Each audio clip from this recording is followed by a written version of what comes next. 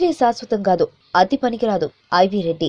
ఇంతకీ ఆంధ్రప్రదేశ్లో ఏం జరుగుతుంది? నడుస్తున్నది పాలన లేక చంద్రబాబు ఇంటి పేరంటాలా? తామేం చేస్తున్నామో అనే విషయంపై అవగాహన ఉండి ఇలా వ్యవహరిస్తున్నారా, లేక తోలు మందం ఎక్కువై కండకావరంతో మతిపోయి వ్యవహరిస్తున్నారా? మతి ఉంటే ఇలాంటి పనులు చేయరెవరు. మానసిక వ్యాధితో బాధపడుతున్న ముఖ్యమంత్రి పాలనలో ఇలాంటివి జరుగుతాయి కదా.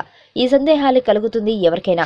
వెలగపూడిలో తాత్కాలిక అసెంబ్లీ ఆరంభమనే తతంగాన్ని గమనిస్తే ఆరంభం అయినది ఆంధ్రప్రదేశ్ అసెంబ్లీనా లేక తెలుగుదేశం పార్టీ కొత్త కార్యాలయమా అనే సందేహం కలుగుతుంది.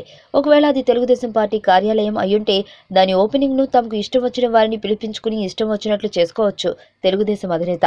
అయితే అది ఆంధ్రప్రదేశ్ అసెంబ్లీ. దాన్ని కట్టింది ప్రజల సొమ్ముతో. అది ప్రజల కోసం నిర్మించబడింది కాబట్టి దాని ప్రారంభోత్సవం విషయంలో కొన్ని ప్రోటోకాల్స్ పాటించాల్సి ఉంటుంది. బాబు ఇష్టం ఉన్నా లేకపోయినా ఆ కార్యక్రమాన్ని ప్రతిపక్ష పార్టీని కూడా కలుపుకోవాల్సిన అవసరం ఉంది. బాబుకు జగన్తో వ్యక్తిగతంగా ఎన్ని విభేదాలు ఉండవచ్చును, కానీ ప్రతిపక్ష నేతలు ఆహ్వానం అందకపోవడం ఏమిటి?